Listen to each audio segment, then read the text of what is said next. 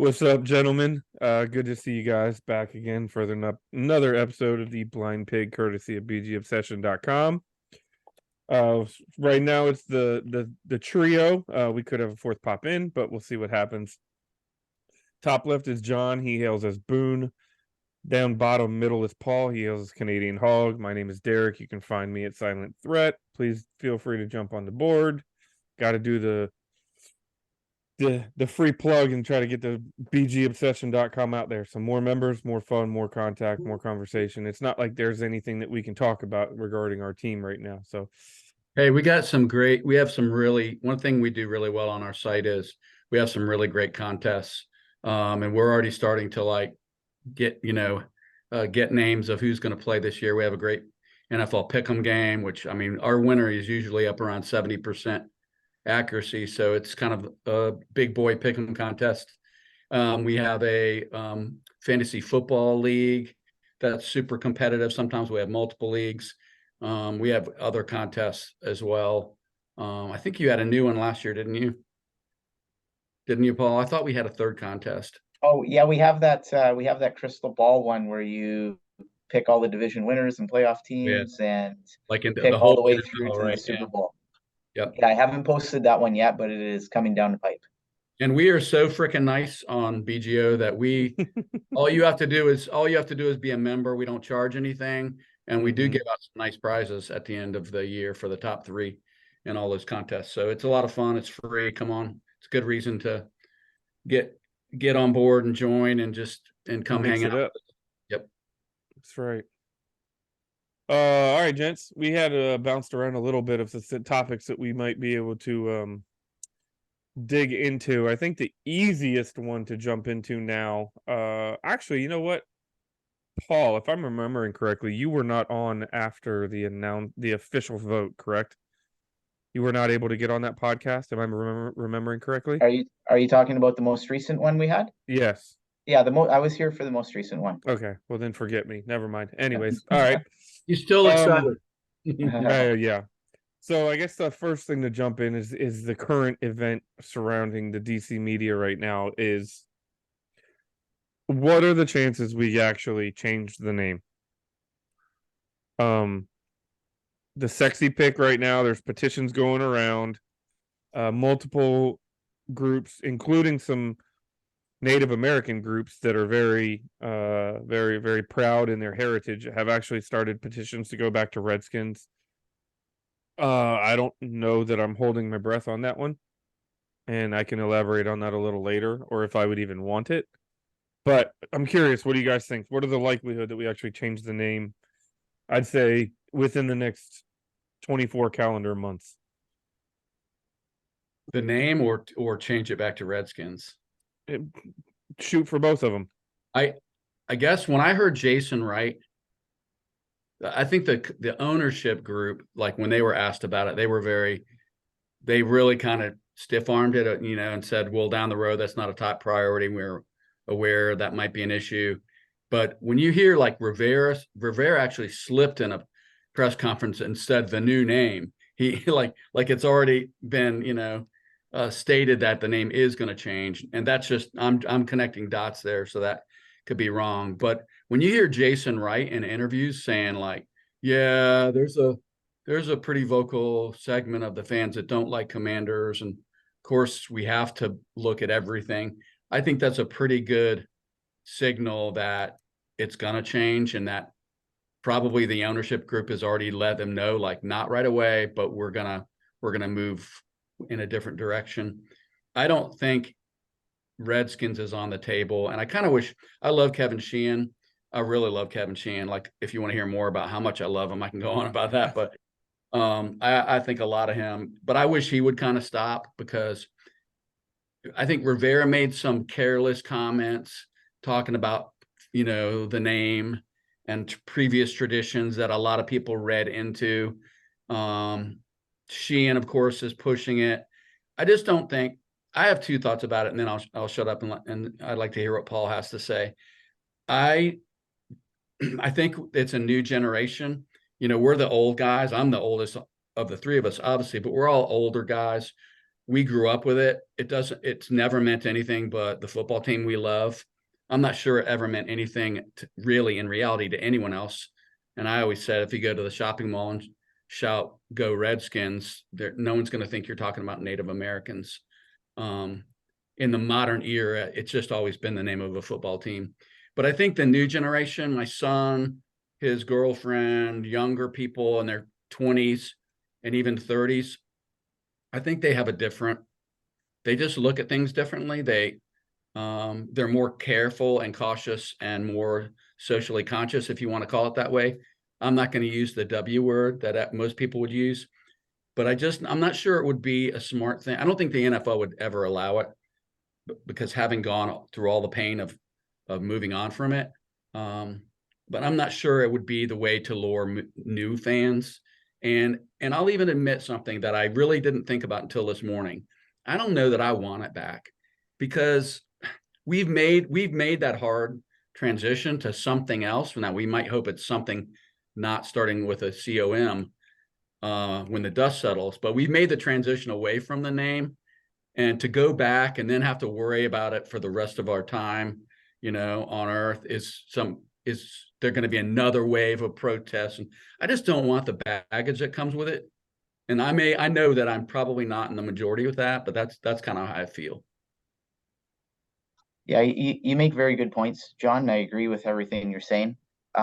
I too, going back to Derek's original question, how likely do you think it is essentially going to be that we change the name? I think it's extremely likely at this point. There's just too much momentum being built around it currently. And one of the things that really stuck with me from Josh Harris's press conference, it was one of the reporters asked him directly what he personally felt about the Commander's name, and his response really stuck out with me. He essentially said, "It doesn't matter what I think; it matters what the fans think about it." And I think everybody is very, very clear on what the fans think about that name. We all hate it immensely. And to me, that statement that he made was the equivalent to kind of like a kid asking a parent if they can have something, and their parent's response is, "Well, we'll think about it." That's usually an indication of yes. Like if I was a kid getting that response from my parents, I know I would be dancing circles because it likely means yes type thing. So he essentially dangled the carrot out there for us, and Jason Wright did as well, as you were talking about, John. And it would just be a massive, massive disappointment at this point if they didn't follow through with it. Like I can't imagine if a year or two from now they came back and they said, "Oh, we've assessed things and no, we're good with Commanders." Like people would be losing their minds at that point. So you've essentially dangled that carrot in front of us. It has to happen. There needs to be a switch because there's been so much positive momentum, in my estimation, post Dan Snyder for this very short duration of time, but it's been a breath of fresh air type thing. And we just need to wipe the slate clean completely of that guy at this point. And that handpicked name of his needs to go. And like you said, I personally being 43 years old, I grew up with the Redskins. I would love if it became that, but I think that would become another soap opera. And I think we as a fan base are at the point where we need to move beyond dealing with soap operas. We've had so many of them for the past 24 years. Let's just focus on the football at this point. So it doesn't necessarily need to be Redskins for me. It just needs to be something that we can live with and be proud of and somehow ties to our heritage. What do you think, Derek? I think it's pretty much a foregone conclusion that the name is going to change again. To the points you guys have made, so much momentum. From the minute Josh Harris was in the presser, Paul, you touched on it. He said, "It's not what I think, it's what the fans think." Well, I tend to believe that he's probably genuine when he says that, at least from what we've seen over the last 2 weeks with our own personal interaction as a team owner. He's been very fan-centric. So I don't have any reason to believe anything different than the fact that he means that. And if he means that, this has dominated the conversations of the fans, whether you're for it or against it, this has been the biggest conversation with the fans is, could we really see another name change? So take that for what it's worth. If it's a polarizing conversation, and it's one that I think everybody feels passionately enough about that they have to listen. As far as if it were to go back to Redskins, I believe me, as much as I would love it, I think we're past the point where you can stick that toothpaste back in the tube. To John's point, I don't know that I want to spend the rest of my life wondering if it's going to change again, or who else is going to complain, or if we're going to have picketers, even if they're unwarranted picketers outside of the stadium, just because people, I just wonder if it's even worth that, dealing with that drama. You know what I mean? It's almost unneeded drama. It's my team. It will forever be my team. I'll talk about that team to my children as they get older, if they decide to start exploring more fanhood regarding football. If they take an interest in all of this back here, I'll let them watch highlights, and we'll talk about the 91 Super Bowl team as the greatest Super Bowl team to ever play. But I do think that I'm at a point now where Redskins can go down as what it was. And it was a big part of my childhood, and it was something I felt passionately about for a very long time. And because of multiple reasons, we were forced to change the name, and we've moved on. As sad as that was the day that it happened, I think it's to go back now would kind of just be an uphill climb that I don't know is necessary. If you could tell me they could be the Redskins and nobody would ever say anything else about it, switch it back tomorrow, go back to our old uniforms, and let's just act like the last 3 years never happened. But I don't think that's possible.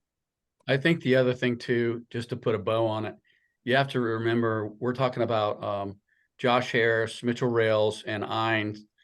Those guys, they might have grown up as Redskins fans, and they might feel exactly the same way we felt about it when the name changed.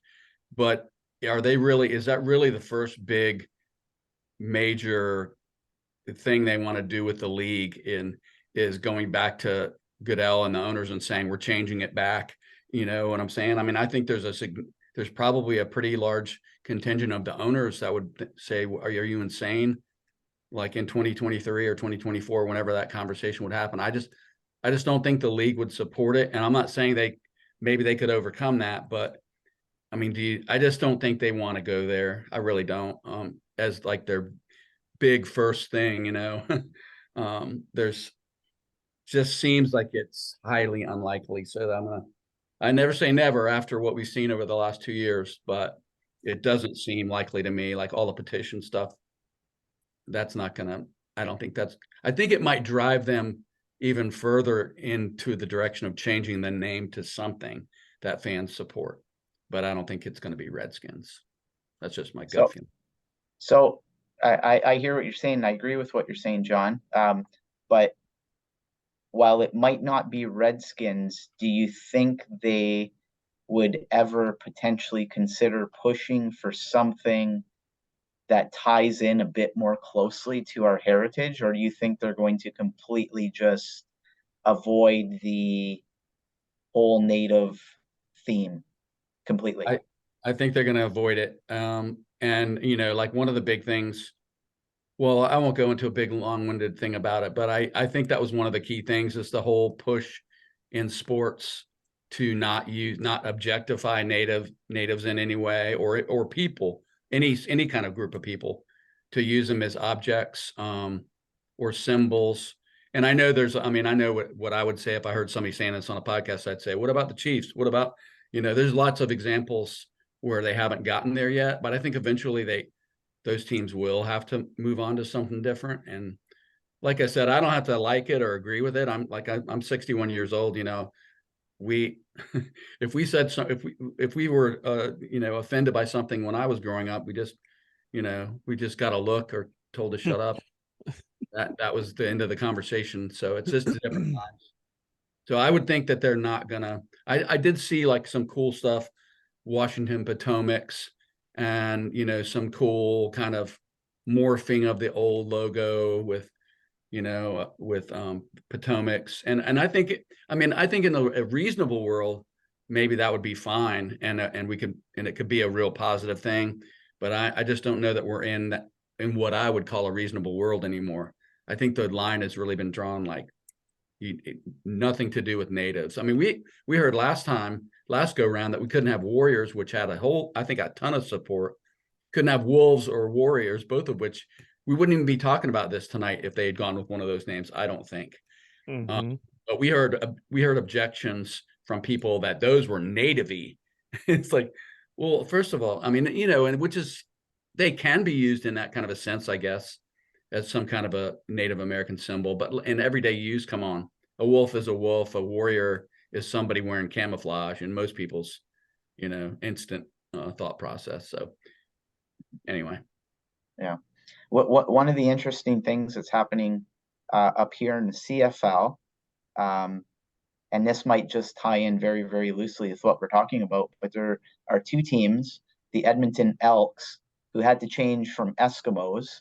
The Elks and the BC Lions have both unveiled logos which bring in native imagery into their current logo that they have in their helmet that they're going to be wearing for select games to basically celebrate National Indigenous Day here in Canada. So I guess that was one of the reasons why I brought it up, because you're kind of seeing it happening in the CFL where, they are embracing that Indigenous theme and celebrating the contributions and, celebrating their culture type thing.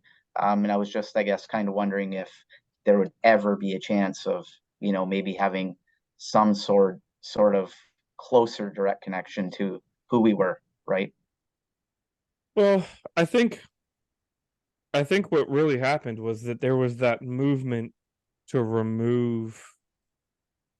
There was a loud push about Native American imagery as mascots, which was a part of this process that got us to where we are now, not only with our team, but with the Guardians. So I don't think they would ever go back to having any true Native American imagery, but you wonder, like, why there are so many other ways to connect with our history. I'm looking right behind you, Paul. There's a yellow helmet with the R on it. You remove the feathers, and now it's no longer got Native American imagery on it. Mhm. But that is legitimately a helmet we wore as a team. It was an official helmet. Additionally, we have a connection with our history, and I don't mean to get into a debate about what the name could or should or whatever should be, but the thing that this team is most well known for has nothing to do with being Native American, and it is a fat, slobby animal that we have running around as a mascot right now, and why that team that wasn't integrated into the name. As if you want to talk about an ode to the past, it was very simple. Just looking at John's shirt now, Commanders has nothing to do with a pig, but the mascot's a pig, and everybody talks about the Hogs. So I don't know. I just think that's a much more logical way to stay connected with our past and still be able to develop moving forward. Yeah, that's a very good point. I think the connection, the historical connection, I'm just not really that fixated on that. I mean, if we keep the color scheme, we're always going to be the Washington pro football franchise. I mean, that alone connects us to the past. Mm-hmm. I don't know. I find a lot of that stuff awkward, like it has to be Hogs or the Fun Bunchers, or I don't know, the Smurfs. I don't know what we're going to be, but the whole thing about like, HTTC or HTTP or whatever, I just find, and redoing the name, the song, it just seems like it's really awkward and forced. So I would like to see them go just in a clean direction, keep the colors. That's why I liked Warthogs. You connect, you Warriors, abbreviate. Wolves, Warthogs, do something alliterative, keep it simple, something you Mhm. can do a really cool logo with that's not constrained by any kind of, you're not going to offend anybody, hopefully. Right. So, And So something anyway, that washes away Dan Snyder. I wasn't trying to say we needed to get into a debate because we've beaten that horse about to death Yeah. about the different names, but I I just do want think to say, it's I just want to say one last thing about the name thing. I hope it's like ripping off the Band-Aid. I don't want to go through this 2-year focus group. mhm. We just you're smart people, figure out a good name, and then you know what, even if it's not good, we're done and we're moving forward. Yeah. And the best thing that Josh Harris could do is have a press conference next March after the season's over and say, just Yeah, letting you all know the team name going forward is this. Here's the uniforms. Here's the we're gonna, if you want to bring out and have a better showcase of it and unveiling, so be it. But yeah, I think we all can agree it was Commanders from day one. The 2 year process was just a dog and pony show. Does anybody actually believe that was a legitimate fan interaction to try to come up with a name? It was completely unnecessary and it was a waste of everybody's time. Probably a big reason why we all hate it, by the way. I think it's a really good sign that they appear to be determined to change the name, though, Mhm. because it means they're tuned in. Because if you keep Commanders, I mean, that's a decision you could make, just to say we just don't want to go there. It's too much trouble, etc. Or even financially, you could justify keeping it. But I think the fact that they're signaling that they're not going to keep it, that's a really good sign, because I think that means they're tuned in to this fan Mhm. base at maybe way more than we thought they were going to be right out of the gate. I'm excited about that. And we deserve that. We definitely deserve an ownership group that actually cares about us. Agreed. So I'm curious, one of the other topics we wanted to touch on today. What is your vibe around camp, Paul? Um, you can mention Howell, but I'll tell you right now we're gonna touch back on Howell. But what's your total vibe around camp? How are you feeling? So I feel pretty positive about it. I feel as though the team feels pretty positive about it as well, because the cloud of off-field drama has clearly been lifted, and these guys can just start focusing on football again, for the first time in forever. So that in and of itself is going to give things a positive vibe.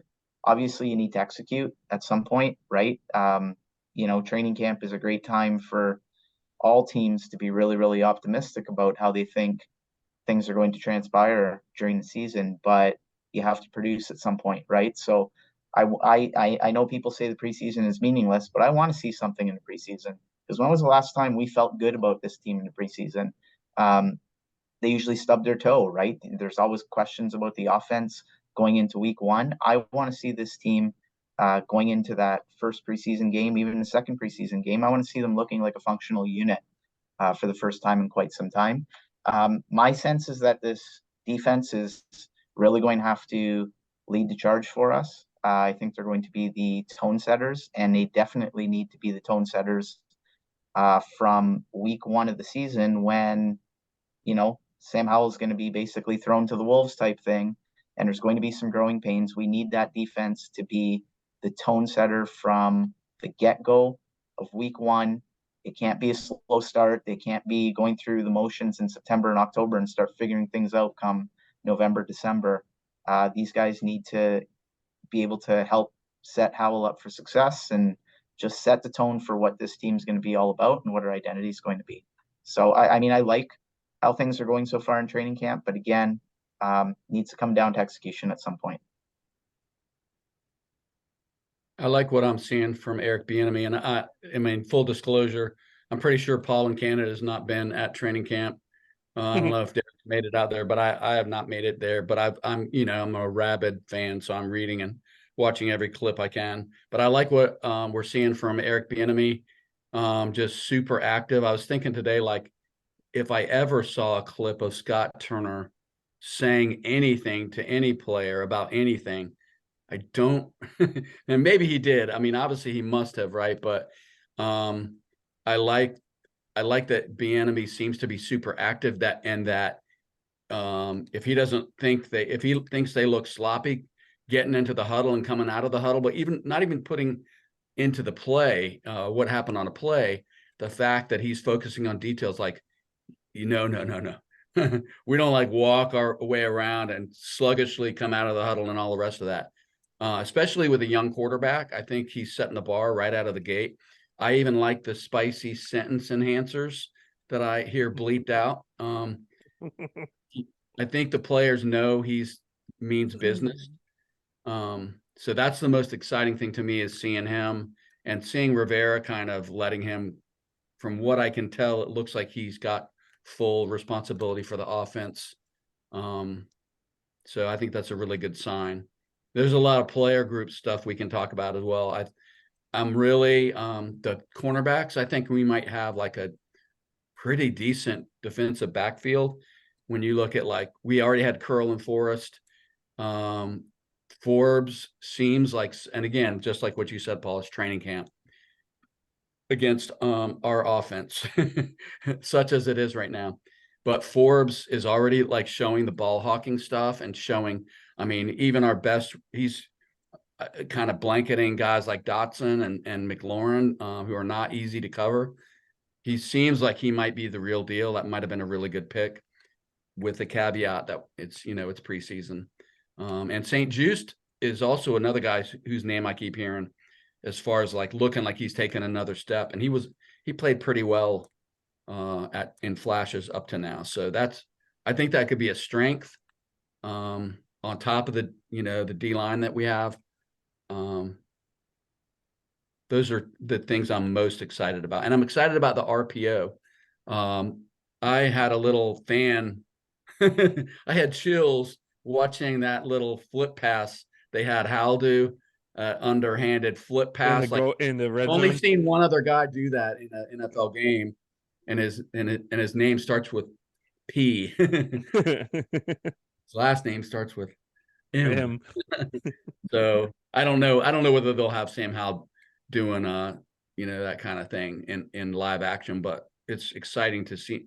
It also kind of tells me that, like, I think Bieniemy really wanted to come here to coach Sam Howell. I know that sounds crazy. I just start to get that feeling that, like, he looks at his skill set and says, "This is my kind of guy. I can replicate a lot of the kind of stuff we were doing in KC with a guy like him." So, anyway, it's definitely an interest. Like, something nobody else is saying is that this was appealing to him versus the opposite, where he had to settle. So all I gotta say is, if you're right and he saw enough that it made him want to come here, then this team is going to be in a much better position coming into the season than I think we all thought. I'm thinking I'm afraid to get this excited about you know what I mean? Like, we are talking about a quarterback that has minimal experience. We're talking about an offensive line that's got 4 new starters, 3 new players, 4 new starters, if you consider the fact that Cosme was not a starting guard last year. And we have these questions and concerns, but man, is it getting hard to not drink the Kool-Aid and to read the reports and to see what we're seeing and to hear Bieniemy, to not let yourself kind of get sucked into it. So I'm liking the vibe. I just hope it's not too much to the point where they're almost too full of themselves. I don't think so. Not when you've got Bieniemy having them rehuddle not once but twice, and you've got the offensive line coach celebrating his undrafted free agent guard pancaking a second round defensive tackle. Like you're watching these things and you're like, okay, these guys are like buying in. Like, you know what I mean? So there's good and bad with that, right? Though, I mean, on the one hand, you got Mason Brooks, who I think was like an undrafted free agent. Undrafted free agent. Ole Miss. I mean, Yeah. so he played for a big program. You've got to feel, and apparently he did it two plays in a row. Back to back. So but then you got to wonder about Fedarian Mathis, like what's going on there. I mean, I know that it's just 2 plays, but right. How much behind the curve is he? Having missed almost his entire season. But I think the vibe is good, and I hope the vibe continues, and I hope these guys go into the season confident. And I hope they can week 1 they can continue that confidence, because it's going to be a tough road after that. You know what I mean? We're going to deal with a lot of adversary, a lot of more competitive disadvantages between who we're playing, where we're playing, when we're playing them. So I think the vibe is good. Further, Sam Howell is starting to get interesting. I've seen some flashes from him that make me really start to wonder, what did 31 other teams really miss 5 times? Like, is that legitimately a possibility here? Because this doesn't happen to us. So I'm still, cautiously optimistic with him. There is a reason he fell. A lot more people that are a lot smarter than I am and know a lot more about football than I do made those decisions. So I have to believe that there's something there. But man, he's starting to make you wonder if we didn't find something. Like, tell me if I'm wrong about the way that you guys are interpreting his camp. I just like the way he carries himself, man. I think he's humble, and he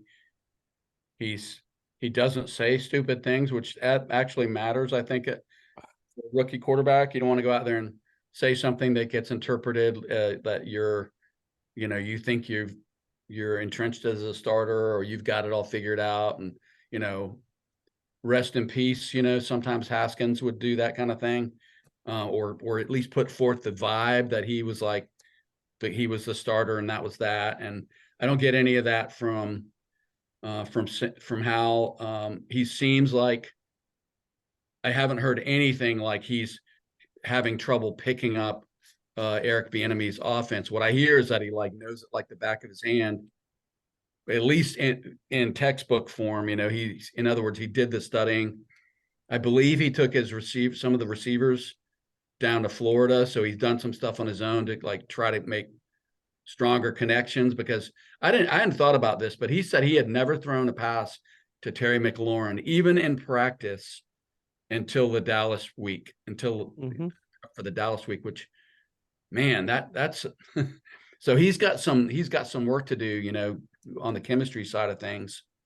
But I like everything I'm seeing so far. And I mean, I think we saw him do some things in his limited time against Dallas that we haven't seen a Washington quarterback be able to do.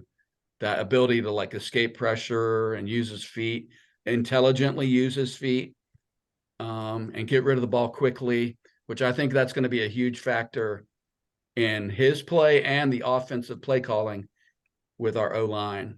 Because I don't know we lost Sadiq Charles is hurt right now. In fact, today the rumor is that Chris Paul is looking so good at left guard, he may be the left guard. But we have a lot of question marks. I haven't heard anything about Ricky Stromberg or Braden Daniels, the guys we took in the 3rd and 4th round. I haven't heard their names, so I don't know how they're looking, how much time they're getting. I don't know. I think that's the biggest question mark in everyone's head is, how's this O-line going to look mid-season? Yeah, and we talked about training camp vibe, and the sense I get from all of us, and probably from other Washington fans as well, is, hey, yeah, things are really positive, but if there's going to be one thing that potentially puts a damper on everything, it is that unit. I mean, a lot of the starters that we have on that line, to me, are marginal players, and I think a guy like Sam Howell, he's going to be an intriguing enough player that he's going to keep us watching week in, week out, regardless of what our record is. I think that he's going to have those flash plays where, you're like, hey, we might have something here. But I would hate to see a situation develop where our offensive line doesn't give him a chance and just completely destroys him and his confidence. That would be a complete letdown, for lack of better words, on what could potentially become of the season, right? If that offensive line play completely dismantles any progress he can make as a player. I thought another thing that kind of jumped out at me as I've read the summaries, and I'm a Keim fanatic, so I pretty much read everything because I think he's one of the few media guys that like watches every play and like tries to figure out like who's playing well and who's not. But it's kind of bizarre that I haven't heard Curtis Samuel's name mentioned once in training camp. And if you look at him, he and Antonio Gibson were our offense for like a large chunk of 2022. And neither one of the, well, Antonio Gibson seems to think he's going to be the third down back, which that alone, that's a shocking thing to me, because he's been the bellwether back up until, other than Robinson at times last year. But I was surprised to hear him say that he thinks he's going to be more like a JD McKissick third down back. And then maybe Samuels is going to be a huge part of the offense, but he's just not getting a lot of airplay right now. So yeah, you're hearing more about De'Ami Brown and Byron Pringle and Cole Turner and even Rodriguez. I've heard Rodriguez name mentioned more times than I have Curtis Samuel. I've heard Kashmir Allen talked about more than Curtis Samuel. Which that you bring me to my next question before we wrap things up for the night. I'm curious, who is your kind of dark horse sleeper guy that's gonna be somebody kind of interesting and special to pay attention to? That doesn't necessarily mean you're gonna be able to pick the next Terry McLaurin, the late guy that's a special teamer that ends up being a top 10 receiver in the league. But who's your training camp preseason darling that kind of shows out, and people tend to fall in love with? That's a tough one, man. You just mentioned mine. Mine's been Kaz Allen since. You think since will it be just as a return man, or will they work him in the wide receiving core? I think they're going to work him into the wide receiving core, but I think the return game is where you're going to see his. He's going to be similar to Brandon Banks. Where that explosiveness in the return game is where you really get to kind of see him, and then maybe that's how he works his way and leapfrogs a couple of these other guys that are in the back end of the wide receiver room to find his way onto the field. Anybody that leaps to mind for you, Paul, as far as guys that might?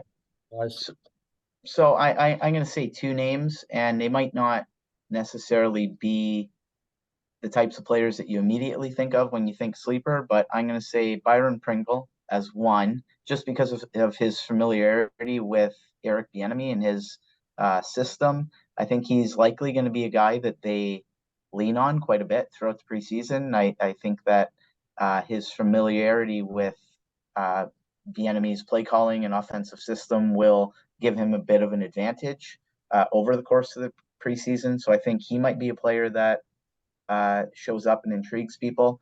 And just out of desperation and need, I would say a guy like Chris Paul. I know he had one start last year in that Dallas game, but man, we need somebody to step up on that offensive line. And I believe he was a 7th round pick. If he can step up and become a contributor for us this year, that would be really nice. So I'm going to throw his name out there just from a need standpoint. So it would be something else if a 7th round pick and Chris Paul, and then somehow if Mason Brooks works his way onto the roster, if both of those guys end up being, like significant players on the O-line at some point this year. If I was going to pick, this will seem like I'm breaking the rules, but I think De'Ami Brown I think this might be his year. And I'm going to chalk it all up to that chemistry, that UNC chemistry he's got with Howell, because it's just one of those things, man. Certain players and certain quarterbacks, they just, for whatever reason, they just look for each other. And I've not been a huge Brown fan up till now. I mean, I kind of felt like his hands were suspect, and he's just a fast guy that's not a very good receiver, but I could be wrong about that.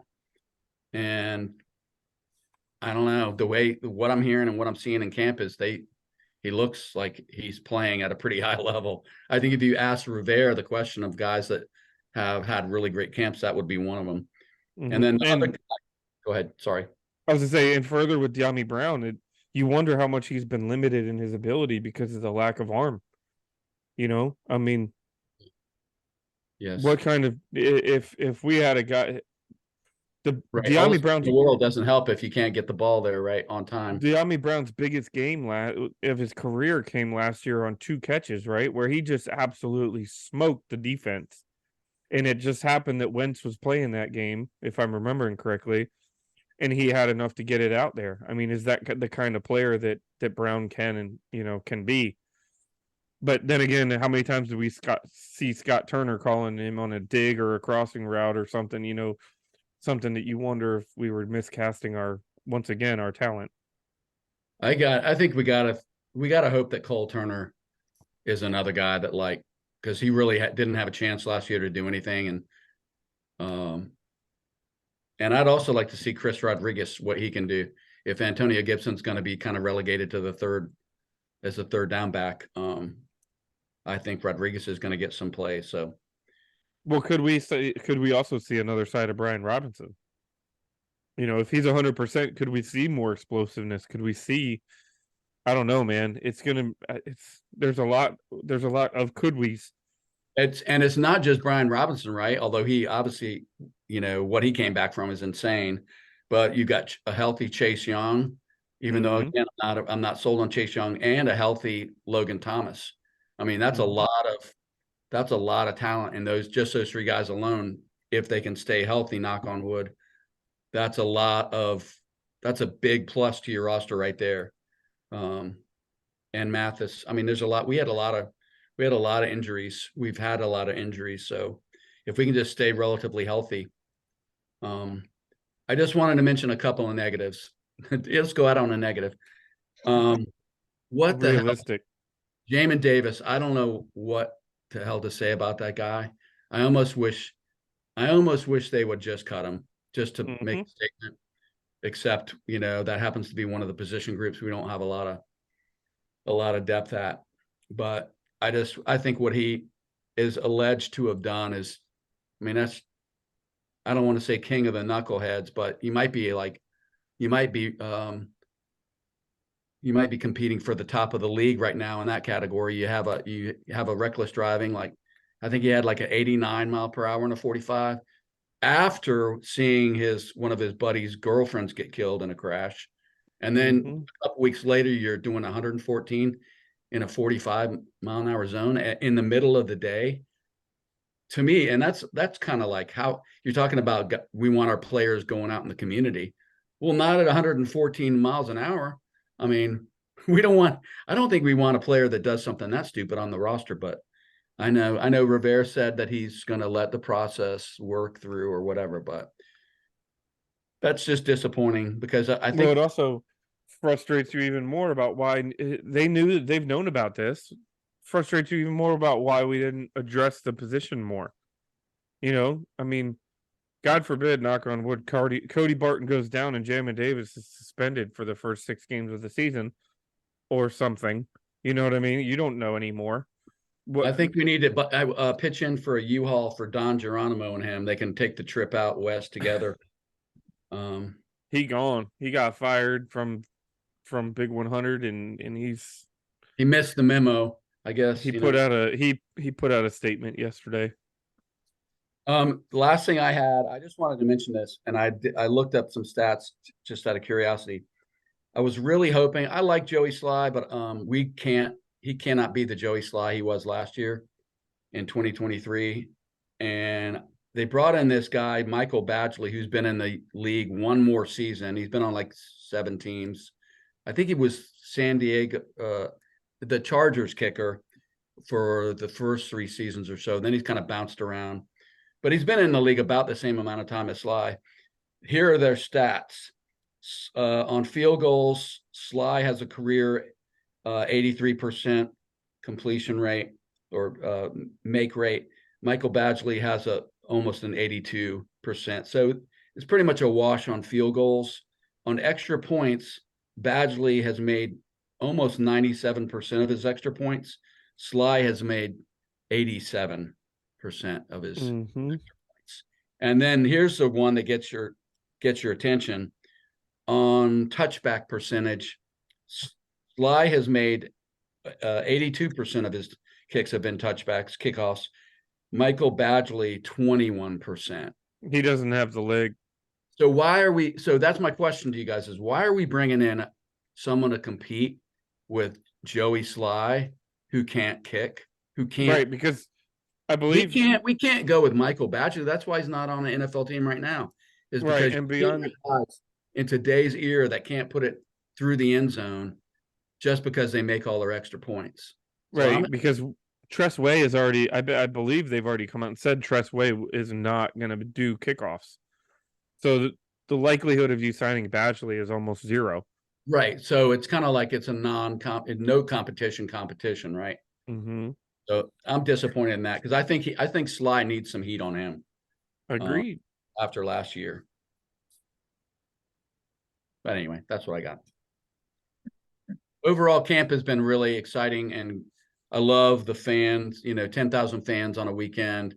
I love them putting up air-conditioned tents for the media and stands and giving putting the media guys ice cream. Yeah. Yeah, I love all that stuff.